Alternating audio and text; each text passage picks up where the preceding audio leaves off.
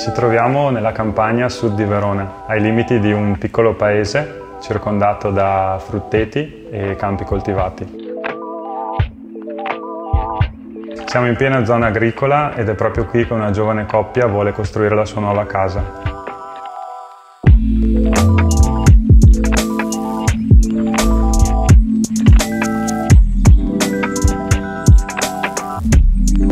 Arrivando di fronte all'ingresso, la facciata principale è volutamente chiusa, è quasi una barriera nei confronti della strada e della parte esterna. Una volta varcata la soglia di ingresso, gli spazi interni della casa diventano subito chiari. Appena si entra si percepisce tutto lo spazio del patio interno, tutta la zona giorno e tutto il corridoio che dà accesso ai vari spazi di servizio della zona notte. La cucina, che con i suoi moduli a tutta altezza organizza lo spazio. Il primo modulo è un modulo doppio aperto sulla zona del pranzo che mantiene anche l'allineamento sull'unica doppia altezza che abbiamo nella casa, che è la doppia altezza che permette al vetro del triangolo frontale di portare luce su tutta la superficie di lavoro della cucina. Infatti la cucina non ha pensili alti, proprio per lasciare che la luce cada sulla superficie di lavoro. C'è solo una mensola con una struttura di supporto, tutto realizzato in quarzo. L'elemento centrale della zona giorno è la cucina, che viene ritagliata all'interno di tutto lo spazio aperto anche grazie al cambio di materiale del pavimento. Infatti un pavimento in ceramica con un colore a contrasto rispetto agli elementi laccati della cucina si allinea ai moduli alti e dà ancora di più la sensazione di entrare in uno spazio che è quasi sezionato all'interno della zona giorno. L'elemento centrale è un quadrato di 180 x 180 che genera un dualismo con il tavolo tondo, sempre di diametro 180, e queste due forme pure dialogano insieme e animano appunto la zona che viene più utilizzata dai clienti, soprattutto quando invitano la famiglia o gli amici, visto che sono molto appassionati di cucina, è la zona più vissuta della casa. Una delle cose fondamentali dell'interno è la struttura della copertura. La copertura è in legno, ma la cosa più interessante di questa copertura è che riprende la tipologia tipica della copertura in legno delle case di campagna della zona, declinandola però in una versione più moderna. Si passa infatti dal tipico interasse di 60 cm tra una trave e l'altra a questo elemento, questa doppia trave accoppiata, che quindi permette di tenere tra un elemento strutturale e un altro un interasse molto più ampio, di circa 180 cm. Su questo interasse vengono organizzate le 3 grandi aperture che danno verso il patio, nella zona giorno, ma vengono anche organizzati gli spazi interni. Infatti non c'è nessun muro di separazione tra la zona del pranzo, la cucina e il soggiorno. Gli elementi alti della cucina fanno anche da separazione e passaggio verso la zona del soggiorno. Una volta superati questi elementi io mi trovo in una zona finale della zona giorno, quindi una zona di sosta, e quando sono seduto sul divano o sulle poltrone l'idea è che ho sempre una vista su tutti gli elementi della casa. Alla mia sinistra vedo il patio attraverso la vetrata, il camino, quindi in inverno ho il patio, il camino, la televisione è l'unica vetrata che dà verso la zona dell'ingresso.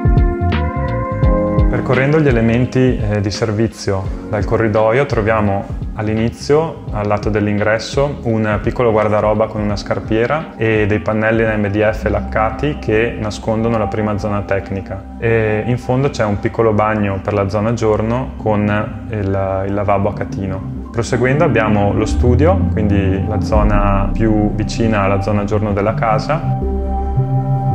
Alla fine del corridoio troviamo la camera principale dove il letto è posizionato davanti a una vetrata scorrevole che guarda verso il patio. Andando verso il bagno della zona notte c'è tutto l'armadio e poi entrando la particolarità del bagno della zona notte è questa parete di fondo rivestita con delle piastrelle tipo subway diamantate che illuminate dall'alto danno un effetto di tridimensionalità interessante insieme al loro colore. La cosa interessante di questo patio è che entrandoci si scopre subito un dettaglio che dall'interno della zona giorno non si percepiva. Il muro ad ovest che divide la strada di accesso carrabile, presenta delle feritoie di circa 15 cm tra una colonna e l'altro, che oltre a dare ritmo a questo elemento lungo, permettono all'aria di circolare all'interno del patio.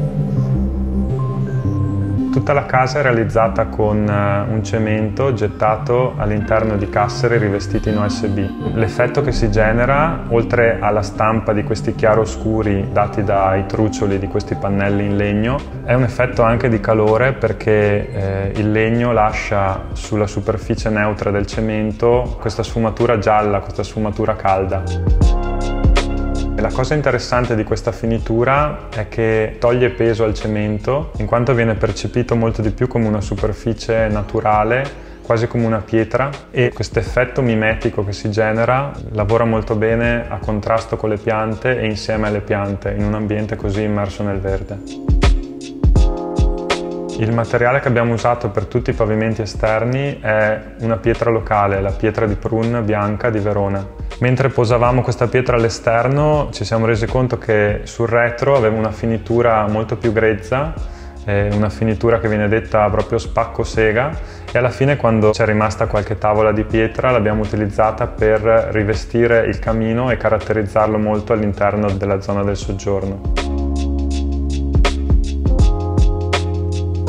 Il portico coperto è una zona molto piacevole soprattutto d'estate, perché, come succede nelle architetture più mediterranee o australiane ad esempio, è una zona che viene definita breezeway, quindi dove la brezza si incanala e fa entrare tutta l'aria che, passando poi sulla superficie dell'acqua, porta un po' di fresco all'interno del patio. Il dettaglio più interessante della piscina, oltre all'allineamento con il portico coperto, è questo dettaglio del bordo e dello sfioro dell'acqua. Le pietre del bordo sono infatti posate a secco su dei piedini realizzati anch'essi in pietra, e l'effetto che si ottiene, soprattutto guardando il muro sud, è un effetto di leggerezza. Tutta la parte del prendisole, della zona più esposta al sole, sembra quasi galleggiare sopra l'acqua. Era importante dare un fondo alla vista di questo patio, e quindi l'idea è stata quella di lavorare con la parte centrale completamente libera, quindi semplicemente con dell'erba, e poi di praticamente animare queste due aiuole che corrono lungo tutto il perimetro del patio con una composizione varia, ma direi molto tropicale. L'idea è che all'interno di questa corte ci sia l'effetto di una sorta di oasi, di pace e di evasione rispetto alla vita quotidiana.